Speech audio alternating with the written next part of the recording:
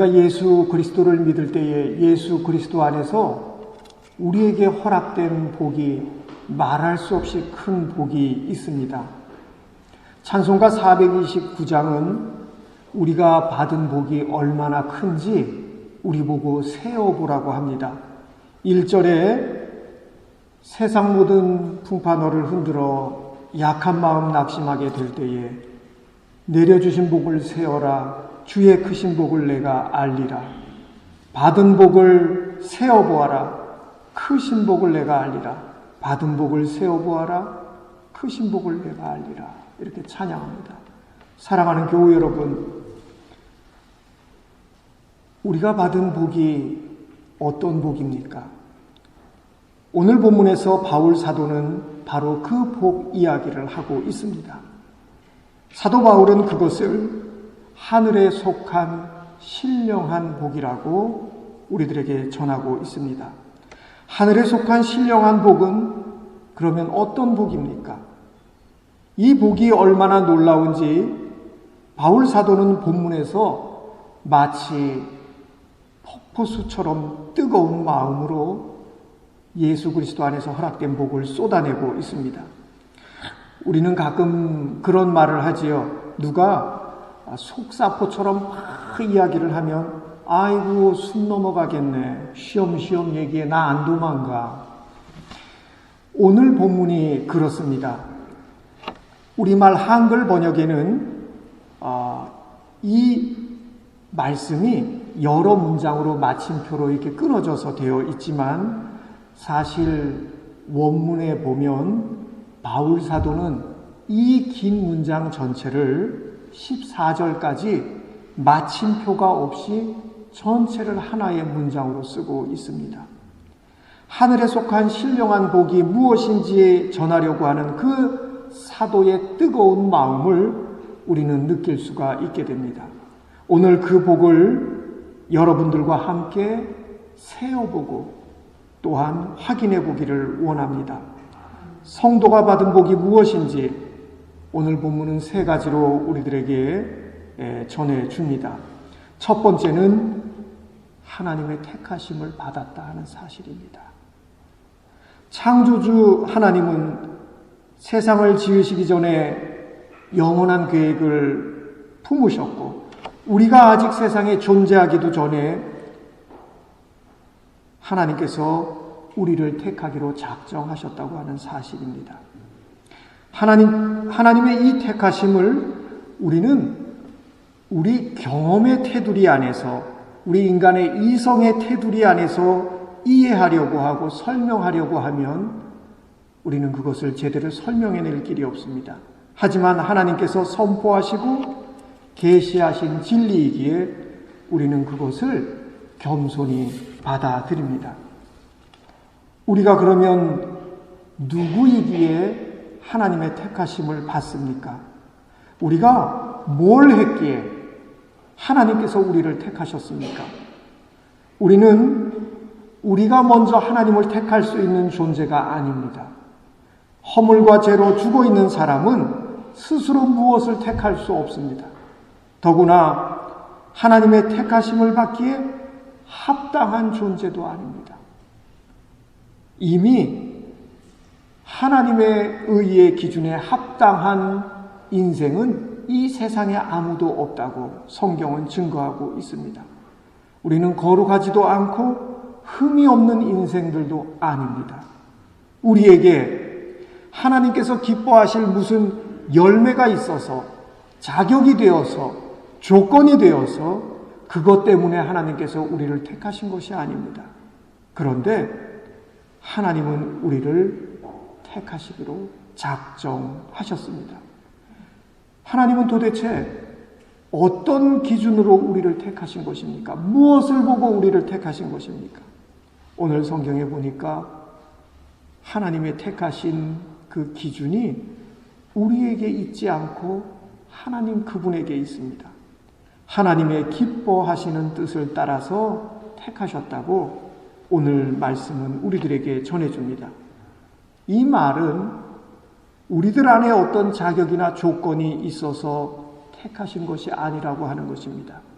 우리를 택하신 근거는 우리 안에 있는 것이 아니라 하나님 그분 안에 있습니다. 그렇기 때문에 하나님의 택하심을 받았다고 하는 것을 우리는 조금도 자기 자랑의 근거로 삼을 수가 없습니다. 택함을 받은 것에 대해서 우리는 나에게 있는 어떤 공로를 내세울 수가 없는 것입니다.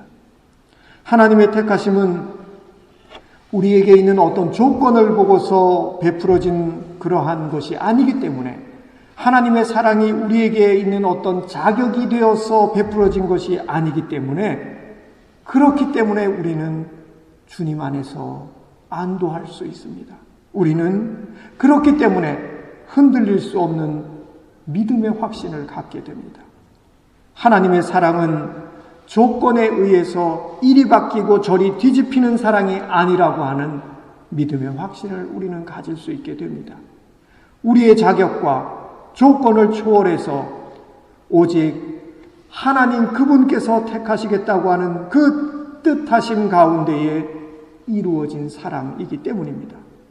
우리가 거룩하고 흠이 없게 되었다고 하는 것은 우리 자신 안에 어떤 거룩함과 흠이 없음이 있어서가 아니라 하나님의 흠없고 거룩하신 그 사랑이 우리에게 부어졌음을 나타냅니다.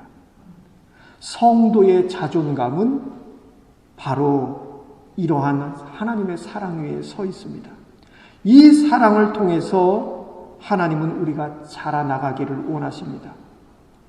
세상은 그 자존감을 어디에서 찾습니까? 세상은 자존감을 학벌에서 찾기도 하고, 소위 명품이라고 하는 물건들을 몸에 걸치고 그것에서 자존심을 갖추려고도 하고, 그러나 그러한 것들이 얼마나 허약한 자존감입니까?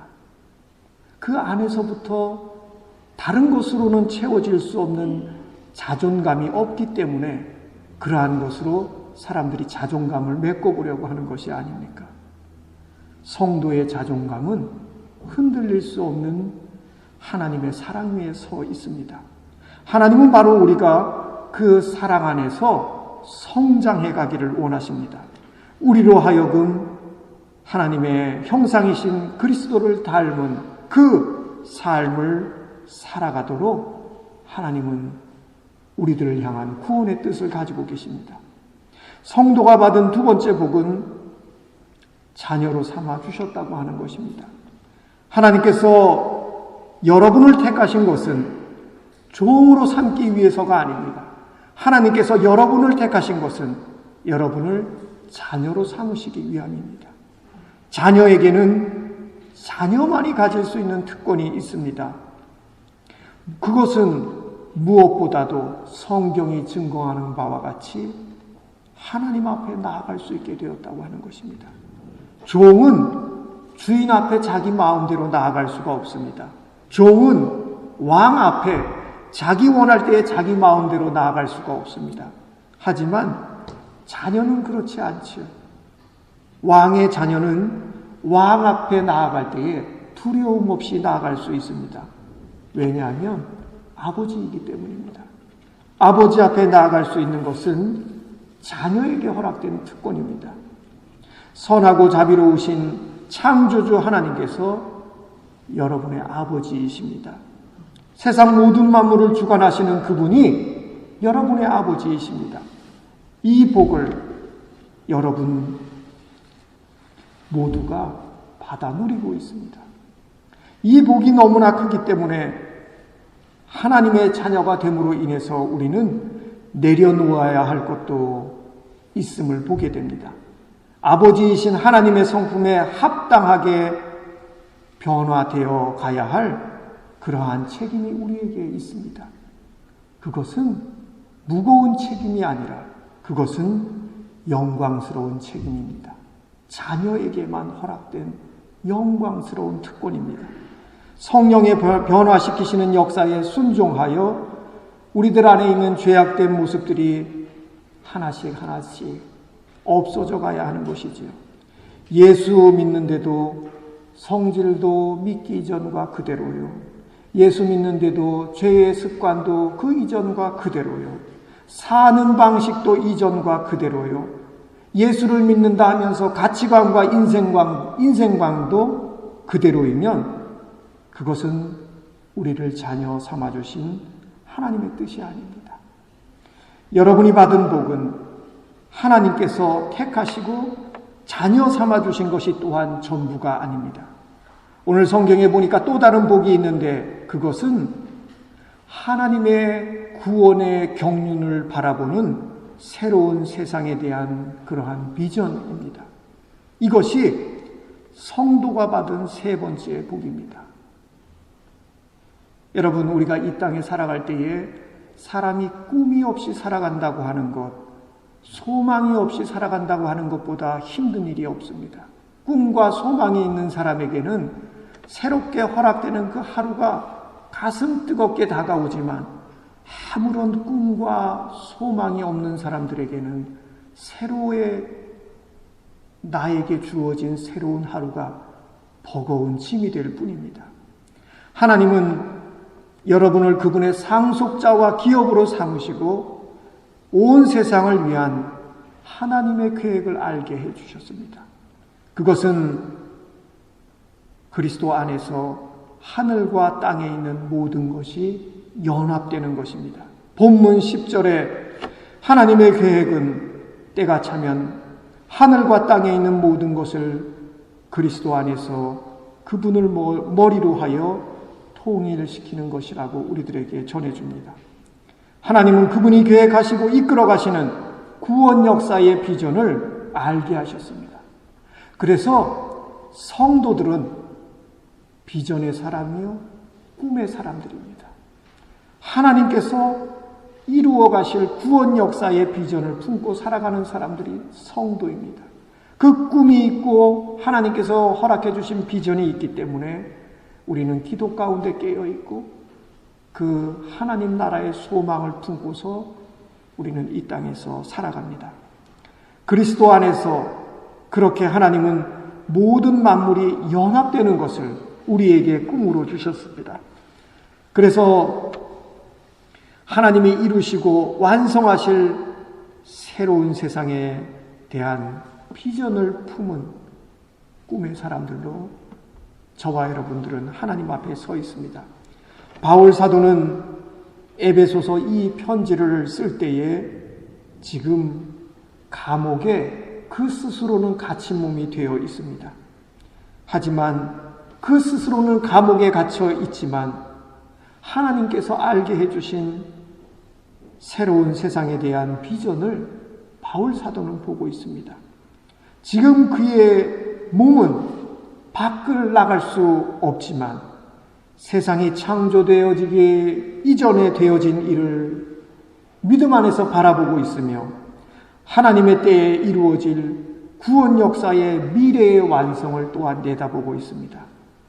그의 믿음의 눈은 창조의 시작과 하나님께서 이루실 구원 역사의 완성, 그 두 끝을, 그 두 영혼을 바라보고 있습니다.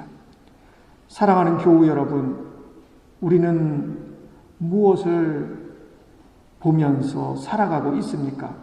우리들의 시선은 하나님께서 우리에게 허락하신 그 복을 바라보고 있습니까?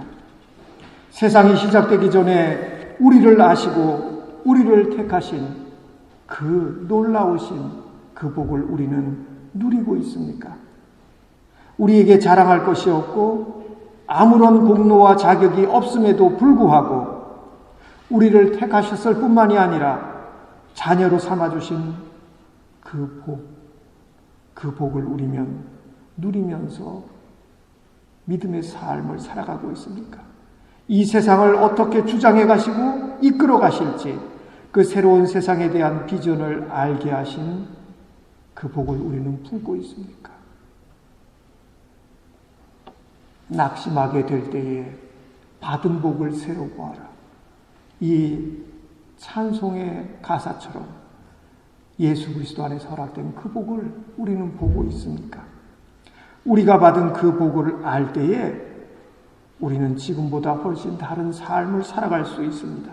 우리가 받은 복은 하나님께서 우리를 얼마나 존귀하게 여기시고 하나님께서 여러분들을 얼마나 사랑하시는지를 말해줍니다. 하나님은 여러분을 사랑하십니다. 하나님은 여러분을 존귀하게 여기십니다. 하나님은 그분이 주시는 복을 통해서 각 사람 안에 있는 낮은 자존감을 치유하고 완전한 새로운 피조물로 빚어내십니다. 그러면 하늘에 속한 그 신령한 복을 우리가 어떻게 하면 받을 수 있습니까? 바울 사도는 그 신령한 복을 우리가 뭘 해야 받을 수 있다고 말하지 않습니다. 그 신령한 복은 예수 그리스도 안에서 이미 저와 여러분들에게 허락되어져 있습니다. 오늘 본문 말씀에서 여러분께서 1절부터 14절까지 이렇게 읽어가시면 매 구절마다 거의 매 구절마다 힘있게 강조되는 것이 있음을 여러분은 놓치실 수가 없습니다. 왜냐하면 너무나 뚜렷하게 강조되어서 나타나고 있기 때문입니다. 그것이 무엇입니까? 네, 그렇습니다. 그리스도입니다. 그 모든 신령한 복은 예수 그리스도 안에서 예수 그리스도를 통해서 그리스도로 말미암아 우리들에게 허락되었습니다. 예수 그리스도를 통해서 하나님은 여러분들을 택하시고 사랑을 부어주셨습니다. 예수 그리스도를 통해서 하나님은 여러분을 자녀로 삼아주시고 거룩하고 흠없는 권속들이 되게 하십니다. 예수 그리스도를 통해서 하나님은 지혜와 총명도 주시고 그분의 구원 역사의 모습이 무엇인지 우리들에게 알게 해주십니다. 그리스도를 통해서 하나님은 우리를 상속자로 삼으시고 성령의 인치심을 받게 하십니다. 우리에게 허락된 모든 복은 오늘 본문에서 증언하는 것처럼 그리스도 안에서 우리의 것이 되었습니다. 우리가 가지고 있는 모든 것은 그리스도 안에서 하나님께로부터 왔습니다. 그러므로 우리는 받은 복을 세어보면서 하나님을 찬양합니다. 예수 그리스도 안에서 은혜로우신 하나님께 경배를 올려드리면서 그분의 영광을 찬양합니다. 우리에게는 찬양할 이유가 있고 감사를 올려드릴 이유가 있고 인생을 참으로 보람있고 뜻있게 살아가야 할 이유가 있습니다. 우리에게는 하나님이 보시기에 새롭고 멋지게 살아야 할 이유가 있습니다. 우리에게는 하나님의 영광을 찬송할 이유가 있습니다. 예수 그리스도 안에서 여러분에게 허락된 그 모든 복을 세어보시고 누리시고 그 은혜 안에 더욱 굳게 세워지시기를 주님의 이름으로 간절히 축원드립니다.